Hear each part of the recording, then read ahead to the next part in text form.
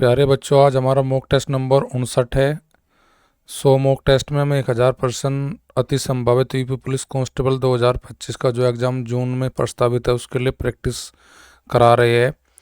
आज 10 क्वेश्चन देखेंगे। 10 क्वेश्चन से पहले पिछली क्लास का अभ्यास प्रश्न को लगाएंगे और क्लास के अंत में एक अभ्यास प्रश्न आपके लिए छोड़ के जाएंगे। उस अभ्यास प्रश्न का आप आंसर जरूर कमेंट बॉक्स में भेजा करें। तो सबसे पहले देखते हैं हम अपना अभ्यास प्रश्न। अभ्यास प्रश्न हमारे पिछली क्लास का था। एक परीक्षा में 70% अंग्रेजी में और 65% गणित में क्या हुए जी हमारे उत्तीर्ण हुए। अब ये कह रहा है कि 27% दोनों में उत्तीर्ण हुए, यानी कि ऊपर हमें दिया है पास, उत्तीर्ण यानी कि पास हमारा, और यहाँ पे दिया फेल यानी कि दोनों विषय के फेल बताए। यदि 248 विद्यार्थी वहाँ सारे पास हुए हो तो सवाल में पूछा है हमसे कि कितने विद्यार्थियों की वहाँ टोटल संख्या थी। तो सबसे पहले जो हमें पास दिया गया ऊपर दोनों का, वहाँ से हम निकाल लेते हैं यहाँ पे दोनों के फेल के अकॉर्डिंग, यानी कि हमें दोनों जो फेल दिए 27 है। अगर अंग्रेजी में 70% पास है तो अंग्रेजी में फेल कितने हुए होंगे हमारे। इंग्लिश में जो फेल हुए होंगे 100 में से 70 घटाएंगे तो इंग्लिश में फेल होएंगे जी हमारे 30%। 100 में से 70 घटाएंगे 30% अंग्रेजी में फेल। और हमारे जो मैथ्स में यानी गणित में कितने फेल हुए होंगे, 100 में से 65 घटाएंगे तो 100 में से 65 घटा के बचेगा हमारे पास 35% हमारे मैथ्स में फेल हुए। दोनों में कितने फेल हुए हमारे 27, दोनों में फेल हुए 27। तो अब हम क्या करेंगे अब देखते हैं 27 में से अगर हम 27 को 30 में से घटाएंगे तो केवल अंग्रेजी में कितने फेल है उनकी संख्या आ जाएगी। 27 और 30 का अंतर यानी कि हमारा 3% केवल और केवल अंग्रेजी में फेल है।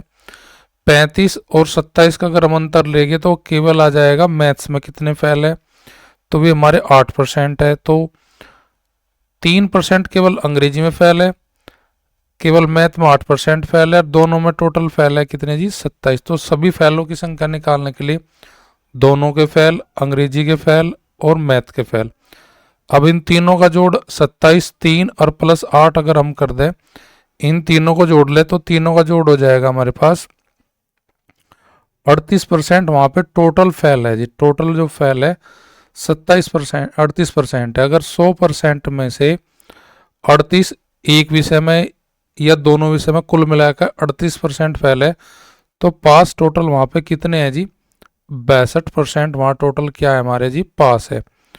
अब यहाँ पे मुझे पूछा है पास की विद्यार्थी दे के संख्या टोटल विद्यार्थियों की, यानी कि अगर 62% पास है और 62 में मेरी संख्या 248 है तो 100 में कितनी होगी, तो 248 को 62 से भाग करके मैं 1% की वैल्यू निकाल लूँगा और फिर गुना करूँगा 100 की, तो मुझे टोटल विद्यार्थियों की संख्या आ जाएगी। अब 62 को लेकर हम 248 को भाग करेंगे तो 4 बार भाग कर देगा 248 को, और 4 की गुना जब हम 100 में करेंगे तो टोटल विद्यार्थियों की संख्या मेरे पास आ जाएगी जी कितनी जी वहाँ पे 400। 400 के लिए मुझे ऑप्शन दिया है पहली। तो 20% का हमारा राइट आंसर था ऑप्शन ए। आज का पहला क्वेश्चन हमें क्या दिया गया है कि एक आयताकार प्रिज्म की ऊंचाई 25 सेंटीमीटर, चौड़ाई 22 सेंटीमीटर, लंबाई 32 सेंटीमीटर, इसका पृष्ठीय क्षेत्रफल निकालना। देखो इस सवाल को हम दूसरी भाषा में भी कह सकते हैं कि जो प्रिज्म आयताकार होता है, प्रिज्म आयताकार होता है तो वो प्रिज्म नहीं हो, हम उसको साधारण भाषा में घनाभ भी कह सकते हैं। अगर प्रिज्म हमारा आयताकार है तो वो प्रिज्म को हम दूसरी लैंग्वेज में कह सकते हैं घनाभ। अब यहाँ पे मैं घनाभ का क्या निकालना, पृष्ठीय क्षेत्रफल, वही हमारा हो जाएगा प्रिज्म जो आयताकार है उसके बराबर घनाभ का पृष्ठीय क्षेत्रफल। घनाभ के पृष्ठीय क्षेत्रफल के हमारे पास जो फॉर्मूला होता है वो होता है 2 इंटू लंबाई गुणा चौड़ाई, चौड़ाई गुणा ऊंचाई, ऊंचाई गुणा आपकी लंबाई। अब यहाँ पे हम कर लेते हैं कैलकुलेशन किसकी, 2 इंटू 25 गुणा 22 प्लस 22 गुणा 32, 22 गुणा 32 और प्लस 32 गुणा 25, 25 गुणा 32। अभी इनका जोड़ करके उसका जोड़ का जो योग आएगा उसका डबल हम इन दोनों की तीनों की गुणनफल का योग का डबल करने के बाद हमारा आंसर आ जाएगा। तो 25 दूनी 50, 25 दूनी 50 और 5 55, यानी कि 550 प्लस 32 का डबल 64, 32 का डबल 64 और 6 70 और 25 दूनी 50 हासिल 5, 25 थी 75, 75 और 5 80। इन सबको जोड़ोगे तो ये जोड़ आ जाएगा 800 और 700 1500 और 2000। 500 जुड़ने के बाद 500 में फिर हम 50 और 4 का जोड़ करेंगे, यानी कि ये टोटल हो जाएगा 2054 हमारा योग कोष्ठ का। उसमें गुना करेंगे 2 की, तो टोटल हमारा पृष्ठीय क्षेत्रफल आ जाएगा कितना जी, 4 दूनी 8, 5 दूनी 10 और जी 2 दूनी 4, यानी कि 4108 सेंटीमीटर स्क्वायर हमारा किसका हो जाएगा जी, आयताकार प्रिज्म का पृष्ठीय क्षेत्रफल, जो कि मुझे दिया है ऑप्शन सी में। क्वेश्चन नंबर फर्स्ट का आंसर राइट हो जाएगा ऑप्शन सी। नेक्स्ट क्वेश्चन देखते हैं हम, क्वेश्चन नंबर 2। 45,000 रुपये के मूलधन को 5% वार्षिक साधारण ब्याज की दर से 4 वर्षों के बाद कुल राशि क्या होगी। कुल राशि मतलब ब्याज प्लस मूलधन यानी कि मिश्रधन। और ये जो मॉक टेस्ट नंबर हमारा 59 है, इसमें सभी क्वेश्चन हमारे यूपीएसआई का जो 14 और 15 मार्च 2026 में होता है एग्जाम, उसी के सारे क्वेश्चन हम सोल्व कर रहे हैं। तो पहले हम 45,000 रुपये 5% की दर से 1 साल का ब्याज निकालते हैं। 1 साल का ब्याज 5% की दर से देखेंगे जब हम सोल्व करेंगे, बटे 100 करके 2 जीरो कैंसिल हो जाएगी, तो 0 5 पंजे 25, 5 चौक 20, यानी कि 1 साल का ब्याज आएगा 5% की दर से 2250। तो 4 साल का टोटल ब्याज कितना हो जाएगा, 2250 में 4 की गुना करके 4 साल का ब्याज हो जाएगा जी 5 चौक 20 हासिल 2, 4 दूनी 8 और 2 10 हासिल 1, 4 दूनी 8, यानी कि 9,000 हमारा 4 साल का टोटल ब्याज हो जाएगा। 45,000 हमारा मूलधन है, तो टोटल जो धन हो जाएगा वो मूलधन प्लस ब्याज, यानी कि टोटल हमें जो धन मिलेगा 4 साल के बाद प्राप्ति पे वो मिलेगा 45 और 9,000 जुड़ के हो जाएगा 54,000। तो धन की प्राप्ति होगी 54,000। 54,000 के लिए मेरी ऑप्शन है जी right option c. Question number 3। 3 null है ABC ओवरहेड टैंक को 60 70 50 घंटे भर सकते हैं। तीनों नल 10 घंटे तक खोले जाते हैं, फिर BC को बंद कर दिया जाता है। शेष टैंक को भरने में A को कितना समय लगेगा। तो सबसे पहले हम टंकी की धारिता देखते हैं, और धारिता निकलेगी इनके समय जो दे रखा 60 70 घंटे और 50 घंटे। ना, हमें छोटा करने के लिए इनकी जीरो भी हटा सकते हैं, या बिना जीरो के हम 6 और 7 का एलसीएम आ जाएगा 42, 42 और 5 का आ जाएगा 42 पंजे कितना हो जाएगा मेरे पास 5 दूनी 10, 5 चौक 20, यानी कि 42 पंजे मेरे पास हो जाएगा जी 210, यानी कि ये टोटल जो एलसीएम आएगा इन तीनों का वो आएगा जी 21, यानी कि टंकी की जो धारिता है वो है जी 21 लीटर जो हमें भरनी है ओवर एडिड वाली।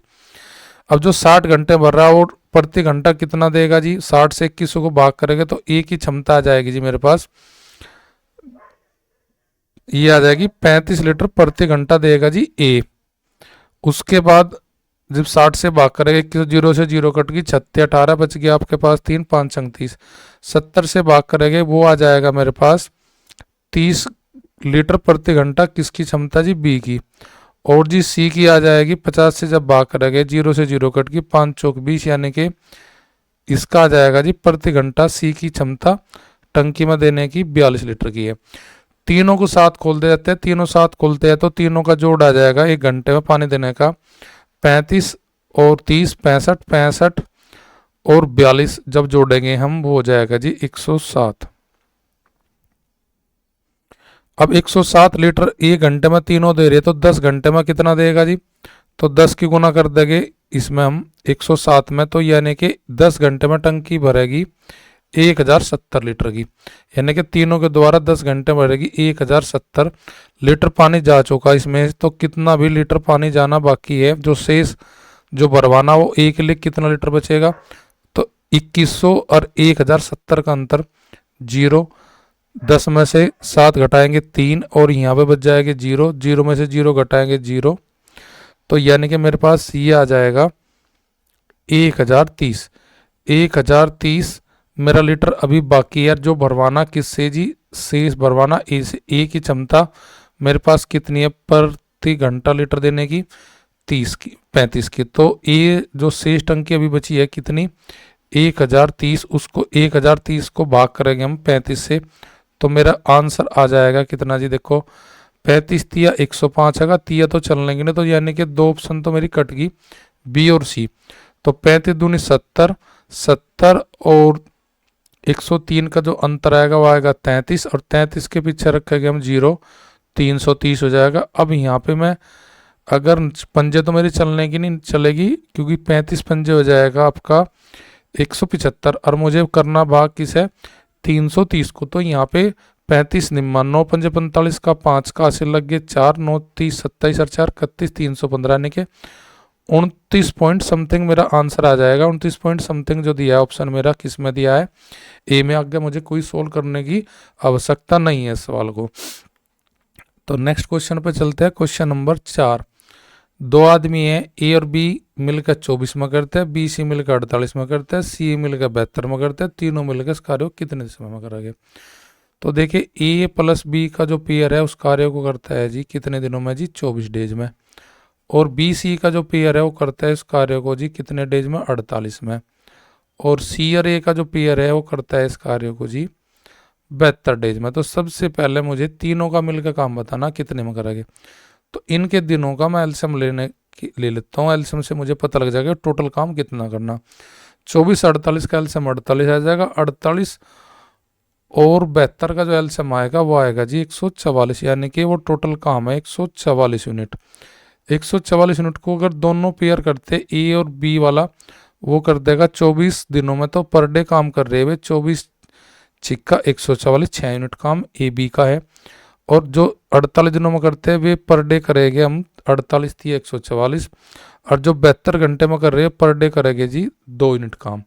अगर मैं इन सबको जोड़ लेता हूँ तो ये जोड़ आएगा ए प्लस बी प्लस सी और सी प्लस ए, यानी कि बी भी 2 बार जुड़ेगा, सी भी 2 बार जुड़ेगा और ए भी। तो यानी कि ये कह सकता हूँ तीनों का जोड़ 2a plus 2b plus 2c आ जाएगा। 2 कॉमन ले लूँगा तो यानी कि ये आ जाएगा मेरे पास 2 इंटू ए प्लस बी प्लस सी, और इनका तीनों का पर डे का जोड़ जो आएगा वो आएगा जी 6 3 9 9 3 11, यानी कि 11 को अगर मैं 2 से भाग कर दूँ तो मुझे पता लग जाएगा कि ए प्लस बी प्लस सी एक दिन में कितना यूनिट कार्य करते हैं जी 11/2 अर्थात 5.5 यूनिट।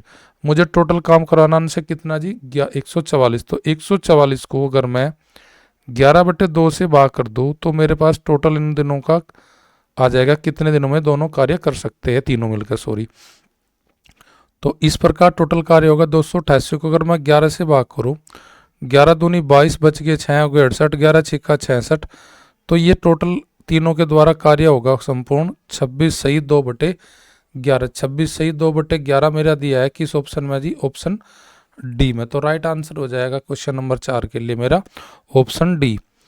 नेक्स्ट क्वेश्चन मेरा, मान लीजिए x माइनस वाई 49 है, एक्स वाई 64 है, तो x का स्क्वायर प्लस वाई का स्क्वायर का मुझे मान बताना है कितना होगा।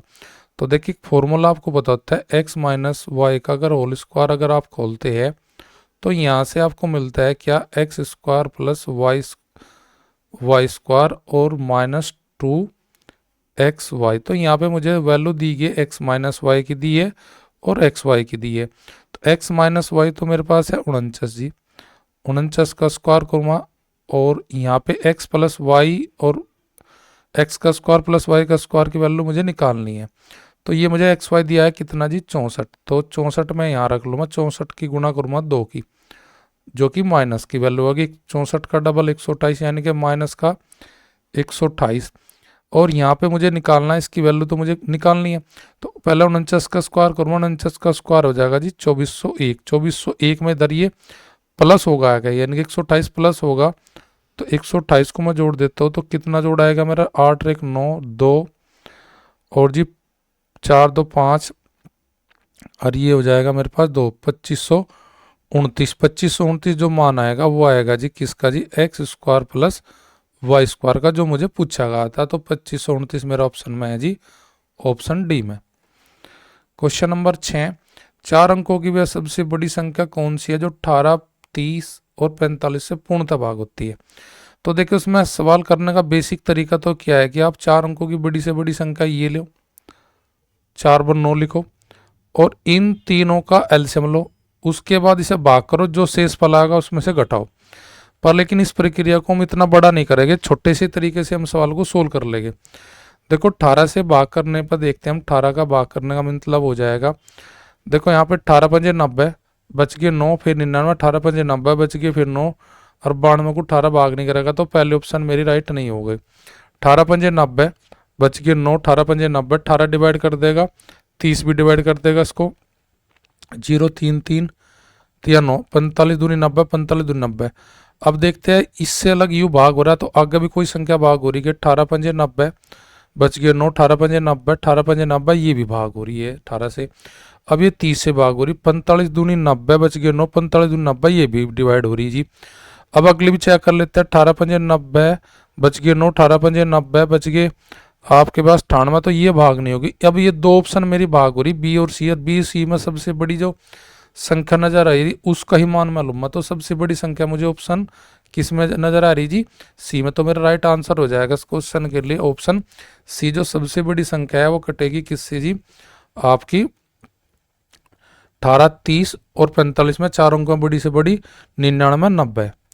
नेक्स्ट क्वेश्चन में बहुत आसान और सिंपल क्वेश्चन है, 115 × 2 × 6 में इकाई अंक क्या बताइए। तो ये आप क्या करो, 5 और 2 की गुना और 6 की गुना करेंगे, तो लास्ट में 5 की गुना जब 2 में करेंगे तो गुणनफल के बाद में 0 आ जाएगा।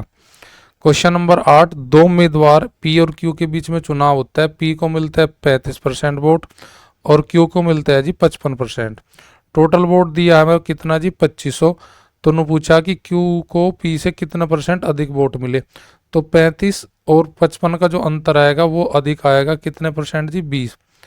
तो मुझे 2500 का केवल 20% निकाल लेना, वही मेरा अंतर पता लग जाएगा कि किसने एक दूसरे से कितने % अधिक मत प्राप्त करे। तो जब मैं सोल्व करूँगा तो 25 का डबल हो जाएगा 50 और 50 के पीछे 0 रखूँगा तो अधिक प्राप्त कर रखे जी क्यू ने पी से कितने वोट जी 500 वोट। क्वेश्चन नंबर 9, एक दुकानदार ने एक इलेक्ट्रॉनिक वस्तु 2400 रुपये में खरीदता है, उस पर एक निश्चित मूल्य अंकित करता है, 20% की छूट देने के बाद भी उसे क्रय मूल्य पर 20% का लाभ होता है, तो वस्तु का अंकित मूल्य ज्ञात कीजिए। देखिए जी हम यहाँ पे लेते हैं मार्क प्राइस अंकित मूल्य, उस पर छूट के बाद बेचते हैं, सेल करते हैं, और फिर कॉस्ट प्राइस देखते हैं उसको कितने में खरीदा। तो सीधा सा हम सवाल को निकालने के लिए क्या करते हैं, हमने खरीदा अगर 100 में, 20% का लाभ लिया तो उसे बेचा होगा 120 में, और अंकित मूल्य मुझे निकालना है, तो अंकित मूल्य मैं मानना x पर कितने % छूट करता हूं मैं जी 20%, तो अंकित मूल्य का 80% बराबर हो जाएगा उसका विक्रय मूल्य। तो मैं x की वैल्यू अगर निकाल लूँ तो यहाँ पे CP और MP का अनुपात मुझे पता लगने के बाद सवाल सोल्व हो जाएगा मेरा। तो यहाँ पे मैं क्या करता हूँ, x की वैल्यू निकालने के लिए 120 को 80 से तो डिवाइड करता हूँ और गुना करता हूँ 100 की % हटाने के लिए, बटे 100% होगा तो ये 100 पर चले जाएगा। 40 तिया 120, 40 दूनी 80 और इसका आप हो जाएगा 50 और 50 में गुना करेंगे 3 की, तो अंकित मूल्य आ जाएगा जी 150।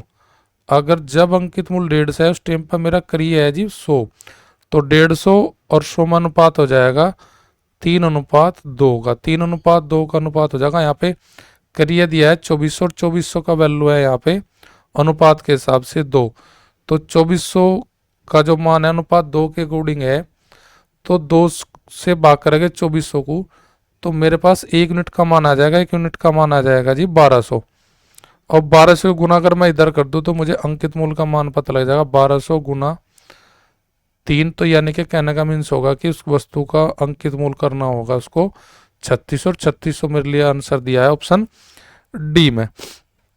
क्वेश्चन नंबर 10, यदि एक व्यक्ति 16 किलोमीटर प्रति घंटे की बजाय 20 किलोमीटर प्रति घंटे की चाल से चले तो वो 40 किलोमीटर अधिक चल पाता है, यानी कि 16 किलोमीटर की स्पीड को बढ़ाकर वो ऐसा कह रहा कि वो आप कर लीजिए 20 किलोमीटर प्रति घंटा। तो इसका मीन्स हो जाएगा अगर भाई आप हर घंटे में कितने किलोमीटर अधिक चलना है, अधिक चलोगे आप प्रति घंटा 4 किलोमीटर प्रति घंटे की स्पीड बढ़ेगी, तो हर घंटे में 4 किलोमीटर अधिक निकाल लोगे, तो 40 किलोमीटर आपने क्या घंटे में निकाल लोगे ये अधिक।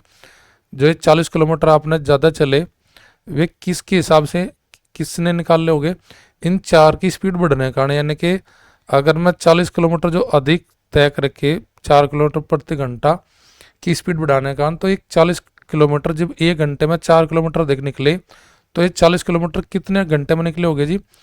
यानी कि उसने यात्रा की होगी 40 किलोमीटर अधिक निकाले तो 10 घंटे की उसने यात्रा की होगी वह, यानी कि ये 40 किलोमीटर अगर 4 घंटे पर घंटे 4 किलोमीटर अधिक चल रहा, तो 40 किलोमीटर अधिक चलने के लिए उसे 10 घंटे चलना होगा। तो इसने पूछा उसके द्वारा तय की गई वास्तविक दूरी क्या है। वास्तविक दूरी यानी कि वो 16 किलोमीटर प्रति घंटे चाल से चल रहा, अगर वो 16 किलोमीटर प्रति घंटे की चाल से चल रहा और 10 घंटे अगर वो चला होगा, तो वास्तव में उसने जो दूरी तय करी होगी वह करी होगी जी 160 किलोमीटर। 160 किलोमीटर की ऑप्शन मेरे पास है जी, ऑप्शन बी।